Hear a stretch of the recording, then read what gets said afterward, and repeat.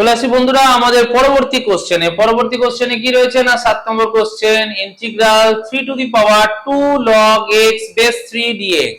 এখানে 3 এর পাওয়ারে আবার একটা লগারিদমিক টার্ম রয়েছে। এখানে আমাদের কিছু লগারিদমিক ফর্মুলাকে মানতে হবে। কি রকম ভাবে করছি দেখে নি না ইন্টিগ্রাল 3 টু দি পাওয়ার এই যে সামনে 2 টা থাকে সেটা চলে আসে পাওয়ারে, তাই জন্য হয়ে গেল log x স্কয়ার বেস 3 2 টা x এর পাওয়ারে চলে আসবে। এটা লগারিদমিক রুলস, যখনই ফ্রন্টে থাকবে সেটাকে পাওয়ারে নিয়ে চলে যাবে, পাওয়ারটাকে আমরা ফ্রন্টে নিয়ে আসতে পারবো।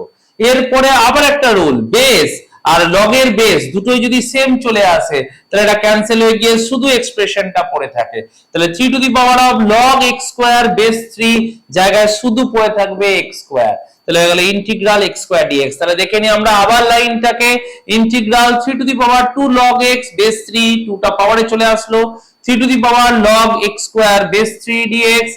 বেস আর লগ এর বেস দুটোই সেম থাকার জন্য এটা ক্যান্সেল হয়ে শুধু x স্কয়ার পার্টটা হয়ে গেল integral x square dx।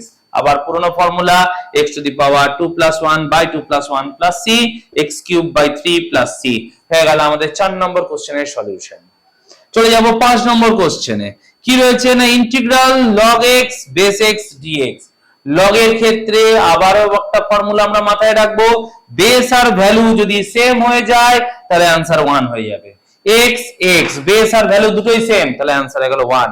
log 10 base 10 1, log 5 base 5 1, log 3 base 3 1।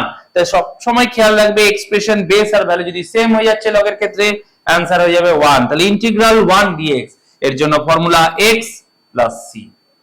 Integral dx এর জন্য আমরা সব সময় x বসাবো, তাহলে x + c হয়ে গেল আমাদের 8 নম্বর কোশ্চেনেরও সলিউশন।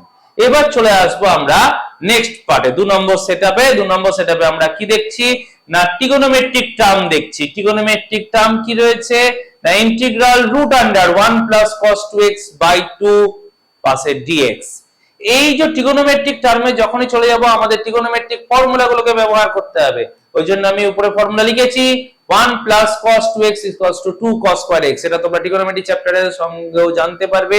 এই ফর্মুলাগুলো তোমাকে এখানে বারবার ব্যবহার করতে হবে, তাই এগুলো মাথায় ভালো করে মনে রাখার চেষ্টা করো। তাহলে চলে আসছি ইন্টিগ্রাল √1 + cos 2x এর জায়গায় বসে গেল 2 cos square x / 2 dx।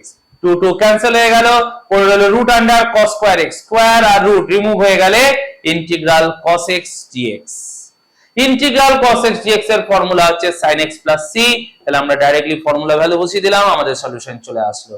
পেয়ে গেলাম আমরা √1 + cos 2x dx এর ইন্টিগ্রেশনের রেজাল্ট।